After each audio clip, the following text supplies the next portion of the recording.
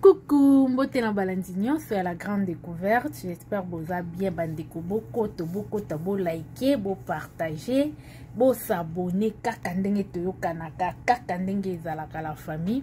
Lelo toyeli bino vraiment couple Olomide.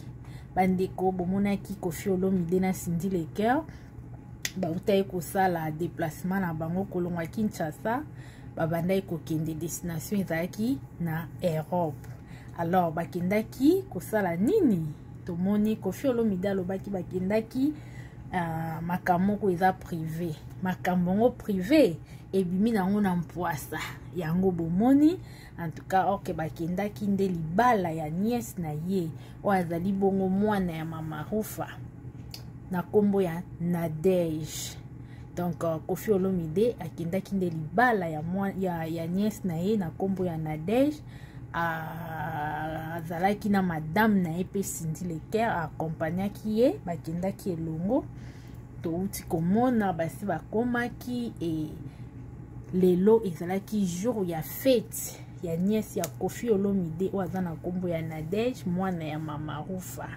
Alors tomoni couple Olomide vraiment bango wana bayaki ko honorer mwana na bango baye ko honorer nièce na bango baye ko honorer mwana ya ndeko na ye pe baye ko honorer ndeko na ye mama Rufa yango bomoni bango awa vraiment na fête na journée ya lelo.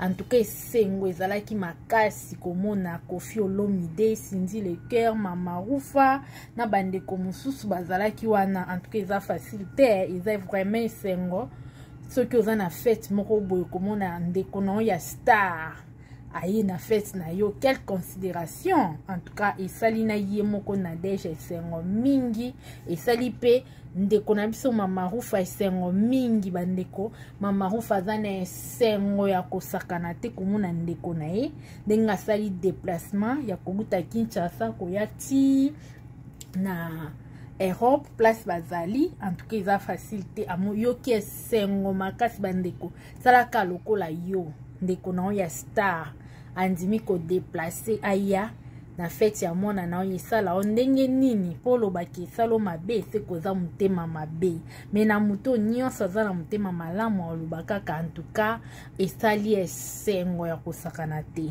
et tomoni Koffi Olomide asali o kokai kosala etant que oncle ya Nadege. Tomoni apanzi bambongo na ndenga mukiete, tomoni asali ayembi Cindy Leker ayembi. En tout cas la famille esali biso esengo mingi, esali mama Rufa esengo mingi ya quelle considération.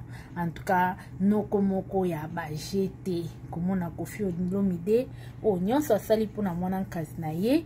En tout cas esali bandeko bien et si Koffi Olomide place si quoi eko confirmer que Cindy Leker aza susu madame ezande awa. Tomoni pe Minou o azali fille ya Koffi Olomide pe ayaki akangi ba photo na Koffi Olomide, akangi ba photo na Cindy Leker. En tout cas esali bango esengo mingi. Alakisi Cindy Leker ke nga na ndimi ozala mama na nga. Cindy Leker pe adopté Minou étant que fille na ye, donc mwana papa aza mwana na yo ndenge mo balobaka mwasi ya papa bakobenga ye nani okobenga ye mama,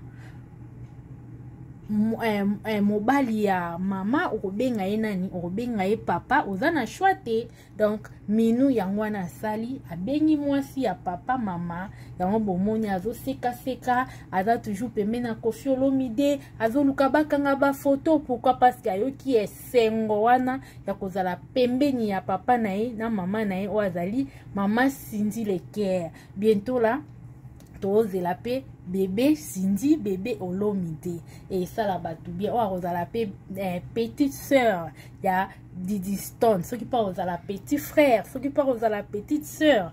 Tozozela kaka to mona tina suka.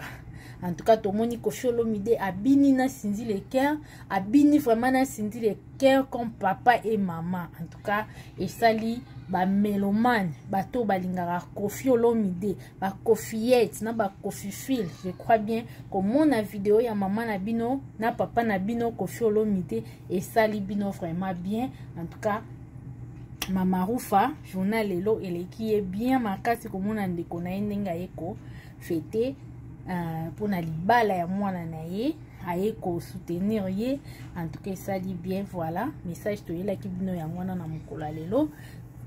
Merci na babone nyonso bo continuer toujours ko s'abonner, ko liker, ko partager, ko sala biso bien. Bisous, bye, à la prochaine occasion. Tokoyela lisusu, tokoyela bino susu information mususu. Bye.